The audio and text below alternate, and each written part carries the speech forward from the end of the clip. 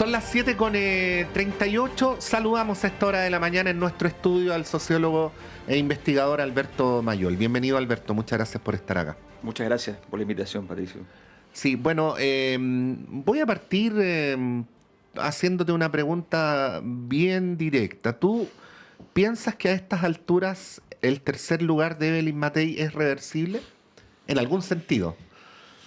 Mira, todavía no se sabe porque, en principio, los datos de los últimos meses decían que ya eso era cosa juzgada. O sea, Matei venía bajando sistemáticamente. En algún momento se había estancado, pero se había estancado muy por debajo, 14, 15 puntos por debajo de José Antonio Kast. Nota al pie, por la forma en que nosotros medimos, por un tema metodológico y eventualmente por otras razones que son más difíciles de explicar, nosotros tenemos resultados más masivos para los candidatos. Nosotros damos menos alternativas de no responder. ¿Ya? Ponemos un escenario para que la gente responda. Se puede explicar metodológicamente cómo se logra, pero eso es lo que hacemos. Entonces, hablo de números que en general dicen, no, pero no, son muy, muy grandes. ¿no? Entonces, Jara 36 a 39, todos dicen 28 a 27, ¿me entiendes? ¿Ya? Entonces, bueno, pero más allá de eso, lleva, con la misma metodología, estaba estancada y muy por debajo. José Antonio Kast tenía todo para ganar, pero si uno se fija, en el mes de agosto él cambia la estrategia, de hecho lo dice, porque quiere consolidar su posición en la disputa interna de la derecha, ya no pensando en la presidencial, empezó a jugar otro partido. Y en ese momento cambian las cosas porque como que él abre una puerta. Sale de ese lugar donde él estaba como en el centro, los temas de seguridad, empieza a hablar de cosas del sistema político y empieza a perder votos. Y después se estanca, pero se estanca en 25 puntos. En ese periodo, hasta hoy, Evelyn Matei vuelve a recuperar 6 puntos y queda con 20 puntos. Queda 5 puntos. Todavía es bastante. Y depende de que su curva siga subiendo y que Kast al menos no suba de nuevo. Si uno ve el efecto del debate, lo más probable es que la próxima semana algo así pueda ocurrir, pero eso requiere que sea permanente para que Evelyn Matei pueda llegar a ser competitiva de manera real. Pero hoy día no es un escenario completamente cerrado como lo era hace 2 meses. Alberto, buenos días. Sí, buenos días. ¿Qué lleva a José Antonio Kast a cambiar esta estrategia? ¿O por dónde se puede entender este cambio de rumbo, tomando en cuenta que lo que estaba haciendo previamente daba a entender de que estaba en lo correcto, se había posicionado bien en prácticamente todas las encuestas y había dejado en una posición bastante disminuida a Evelyn Matei? ¿Por qué entrar en esta disputa justo ahora?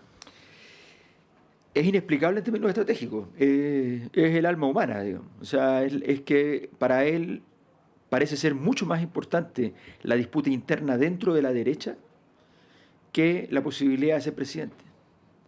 Entonces, estas cosas pasan porque tu obsesión, porque tus conflictos anteriores, desconozco cuál es la historia interna de aquello, pero esas cosas pasan, digamos.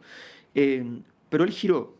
Y además pero hay un factor que sí es político porque hay evidencia en el pasado. Primero, si tú te fijas, José Antonio Kast, cuando va a la segunda vuelta con Gabriel Boric, a los 2 días había perdido.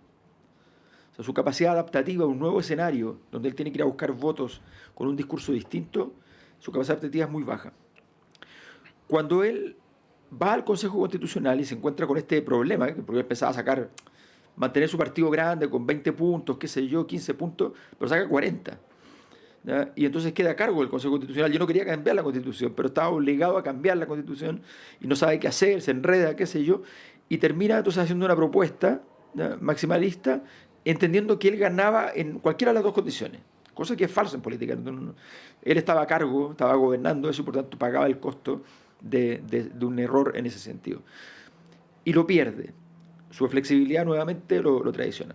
Cuando llega a primer lugar ahora, nuevamente él se da cuenta que necesita hacer cosas nuevas e incorporar nuevos actores, todos querían irse para allá, entonces empieza a jugar con todo eso y pierde de nuevo el tono, como que no encuentra dónde está ese lugar donde él puede ser algo distinto a ultraderecha.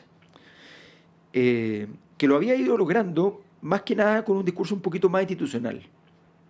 pero de repente ya no le sirve eso y necesita ser más de centro. O al menos se convence de que ya es hora de cerrar la disputa, de que no pueda crecer Matei, y entonces empieza a jugar otro partido y no lo sabe jugar. Entonces creo que ahí hay una señal muy clara. Alberto, me preguntaba, y quizás la respuesta es todas las anteriores, si lo que tú describes es un problema del candidato Kast o del proyecto político del Partido Republicano. Estaba pensando en la visita de José Antonio Kast a Giorgia Meloni, que es un muy buen ejemplo de cómo alguien que llega con ideas radicales al gobierno se da cuenta que gobernar es otra cosa y desarrolla un proyecto de gobierno mucho más moderado, al punto tal de que Giorgia Meloni hoy día es una dirigente bastante respetada en el establishment europeo. En contraste con Milei, que parece que todavía no se da cuenta que es presidente de un país, sigue con los buenos y los malos, y con su manera mesiánica de entender la política. Bueno, ¿cómo ves aquello en términos del dilema, ¿no? El dilema político del sector al que José Antonio Kast se lidera. Efectivamente, ese problema es mundial. Los sectores, las nuevas derechas, ¿ya? Estas ultraderechas son grupos que primero tienen un nivel de respeto por el Estado de Derecho muy discreto, ¿ya? En segundo lugar, tienen un comportamiento habitualmente bastante disruptivo, ¿ya?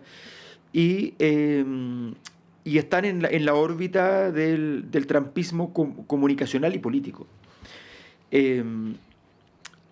Son muy tácticos, muchos de ellos, en términos de meterse en la dinámica institucional más fuerte. Víctor Orbán pertenece a comisiones importantes de la Unión Europea y está contra la Unión Europea, ¿ya? Entonces, juegan ese juego, pero bajo ciertas condiciones se encuentran con el problema de lo que se denomina habitualmente en Estados Unidos se rotuló como iliberalismo, ¿no? Que son formas de no liberalismo en el marco de las instituciones liberales, donde se desatiende el espíritu de la política occidental, por decirlo así. Bueno, Meloni efectivamente migró rápidamente a una mirada muy pro-occidentalista y muy liberal, por supuesto un liberalismo más rudo, un liberalismo con más autoridad, pero efectivamente muy liberal, a tal punto que hace una crítica brutal a Francia por el colonialismo de África, a tal punto que es una crítica que tú la tomas, se la pones a cualquier político europeo de izquierda y no pasa nada, digamos, está perfecta. O sea, a Melenchón se le podría... Se le puede poner a Melenchón y Melenchón te va a decir exactamente lo mismo y tan bien dicho, todo perfecto. Entonces, efectivamente esos cambios se van produciendo. Pero lo que le pasa a Kast es que él tiene una falta de flexibilidad y su proyecto político efectivamente ya le pasó. Le pasó que se le fue Rojo Edwards, que se le fue Teresa Marinovich, que se le fue Kaiser. Y Kaiser armó un boliche que con esos 11 puntos estaría ganado ya en primera vuelta, ¿ya? Entonces, efectivamente, él ha pagado los costos de su propia incapacidad de adaptación. Si uno analizaba la segunda vuelta con Boric, por ejemplo, a los 2-3 días ya estaba hecho ya. No tenía ninguna posibilidad. Disculpa, Claudio, disculpa. Pero bueno, eso era Jaime Guzmán, po. O sea, el proyecto de la UDI no era para hacer gobierno, era para trancar la pelota, vamos a decirlo así. Sí, pero ¿sabes lo que pasa? Es que la capacidad que tenía Jaime Guzmán era la capacidad de transformar ese problema en una respuesta doctrinaria, que no es una respuesta solo política, sino que una respuesta...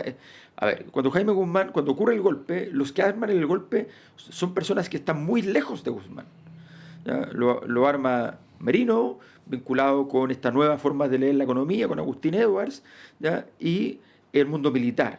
Esos dos mundos para Jaime Guzmán le quedaban súper lejos, ¿ya? Él más bien era un personaje bastante aislado en la Católica, ¿ya? Porque la Católica era gobernada por la izquierda y porque además dentro de la derecha efectivamente eran otros los grupos. Y él se da cuenta que a estos grupos les va a faltar este contenido doctrinario jurídico y piensa en una ruta constitucional.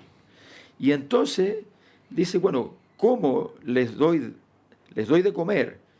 Jaime Guzmán de libre mercado no estaba de acuerdo en nada. Dice, bueno, pero esto ya está, estos ya llegaron, van a estar aquí, y por lo tanto yo tengo que darles un fundamento que sea coherente con lo mío.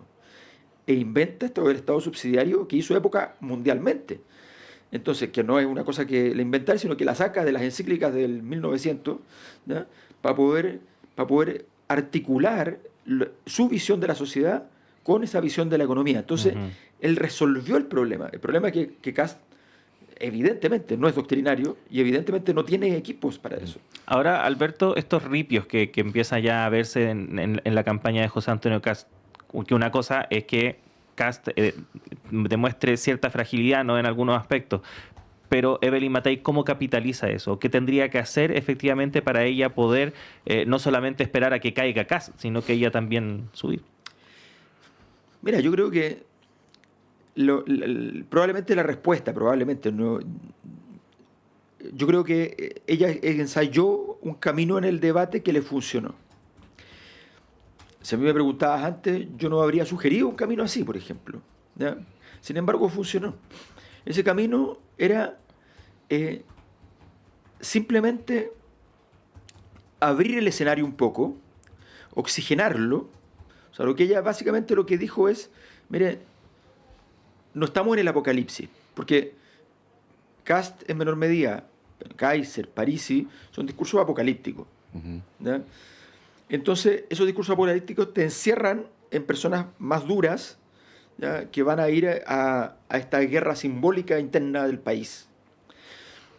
Entonces, Evelyn Matei decide vestirse de blanco y decide un tono más de esperanza. ¿Por qué está bien leído eso? Porque ese tono era el que le correspondía a la candidata de gobierno.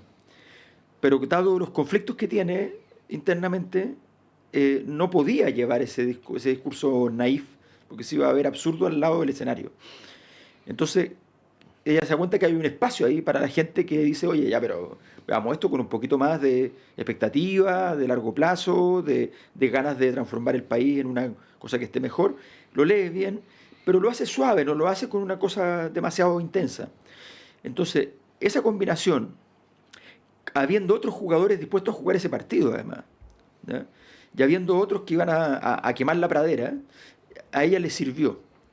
La pregunta es si esa misma estrategia, que es tan liviana, ¿ya?, le va a servir para adelante, para seguir horadando lentamente a Kast, que es lo que necesita, o si va a tener que ya entrar directamente en la base de propuesta. Tiene una ventaja, sí, ¿eh?, que a Kast se le imputa como una capacidad económica por ser de derecha, pero en realidad Kast no le interesa la economía, no es su tema. No, bueno, la propuesta de los 6.000 millones de dólares en 18 meses, que nadie ha logrado explicar cómo se puede hacer eso. Claro, su equipo no lo puede explicar y todo el resto de la derecha lo mira. Sí. Estamos conversando con Alberto Mayol a esta hora de la mañana. Alberto, en lo que tiene que ver con la... primero parto por una cosa de mediciones. ¿Ah? ¿Cómo explicas tú que, a diferencia de las otras encuestadoras que están haciendo pronósticos de la elección presidencial, la medición que ustedes hacen le da mucha más intención de voto a Janet Jara en primera vuelta que, diría, todas las demás?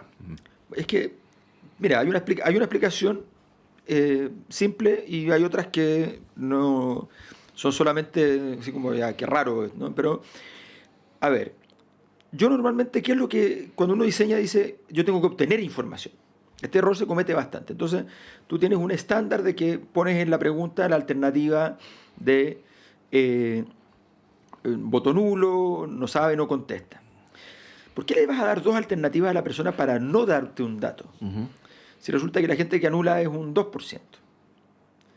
Entonces, todas las personas tienen una preferencia. Otra cosa es que la preferencia sea blanda o dura, pero tiene una preferencia. Y de otra cosa es que después la vayan a cambiar. Ok. Lo que la pega de que hace una encuesta es tratar de sacar la mayor cantidad de información. Entonces yo prefiero equivocarme para el otro lado, porque me voy a equivocar con 2%, no con 20%. ¿Ya? Entonces lo que yo hago es que no pongo alternativas neutras. Para que eso no sea ofensivo con la persona que contesta, tiene que venir con una encuesta que las preguntas previas sean entretenidas. Como que lo pase bien, diga, esta encuesta no es lo típico que solo quieren saber por quién voto. No, les preguntamos cosas más entretenidas, de valores, de perspectivas históricas, le ponen nota a todos los presidentes antiguos del 60 para adelante. ¿Ya? Entonces, la gente llega ya respondiendo a una encuesta que no es habitual. Y en ese proceso, en que responden esa encuesta que no es habitual, ¿ya? Llegan y responden. Si nosotros vemos que se traba el cuestionario ahí, entonces intervenimos en términos de llamar y motivar a que se responda, qué sé yo, y solamente que abandonen a aquellas personas que realmente dicen, no, yo no quiero participar de eso, ¿entiendes? Entonces, prefiero perder esa precisión en un 2% de los que van a ser nulos que perder 20 puntos entre... ¿Por qué? Hay gente que dice, por ejemplo, hay gente que va a votar por Jara, pasa mucho, o que hay gente que va a votar por... Ya no pasa tanto con Kast, pasa con Kaiser, por ejemplo. Que igual es como socialmente difícil. En ciertos entornos que tú te mueves, decir que tú votas por Jara o que estás pensando en votar por Jara. O que estás votando pero vamos a votar por Jara, claro, vamos a votar por Kaiser. O vamos a votar por Kaiser, incluso por Parisi, ¿entiendes? Entonces, como se castiga eso, ¿no? Las personas no lo dicen en la encuesta. Entonces tú tienes que construir un escenario de anonimato, de tranquilidad, de entretención, un conjunto de cosas para que eso salga la respuesta. Pero lo que no puedes hacer es poner dos alternativas para que no te den datos. Entonces... Ahora, Alberto, independiente de que efectivamente en esta encuesta Janet Jara aparece mejor posicionada que en otras, sigue estando esa sensación de que no logra o que no podría superar el umbral del apruebo, por así decirlo, sí, del 38%, y que estaría un poco estancada en ese porcentaje. ¿Es eso efectivo o tiene posibilidades de superar ese umbral, Janet? No, hace 3 meses tenía posibilidades de movimiento. Hoy día lo que se ve es muy malo. Esto es bien interesante porque claro, uno ve el resultado de primera vuelta y está muy lejos del segundo, está muy fuerte, y así va a ser probablemente. Salvo que Soraya además, en cuyo caso ya sería bastante más serio. Pero evidentemente su rendimiento en segundas vueltas va mermando. O sea, antes perdía 58-42 con Matei, ¿ya? Y hoy día viene de 62-38. Con Kast, antes perdía más o menos 53,5, ¿ya? Sacando Kast.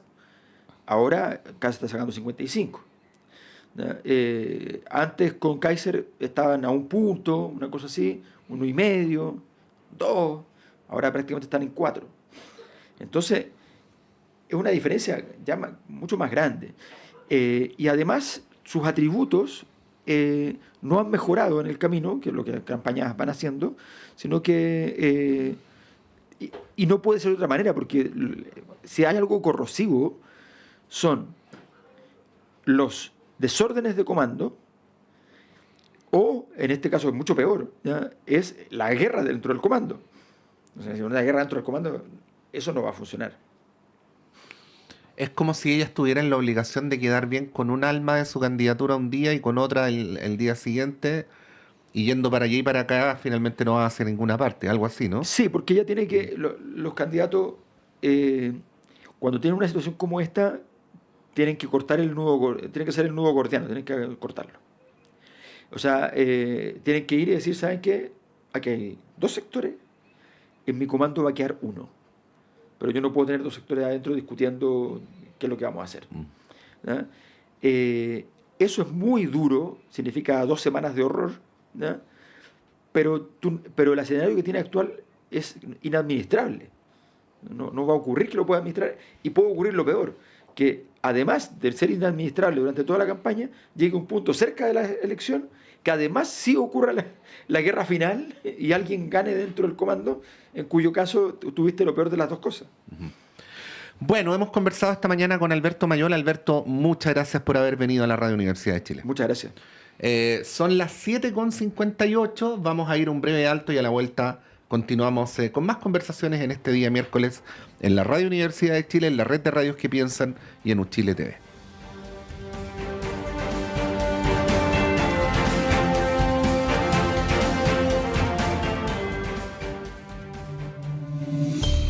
En estos tiempos, elija un servicio serio, confiable y de primera línea. Servicio de sanitización y control de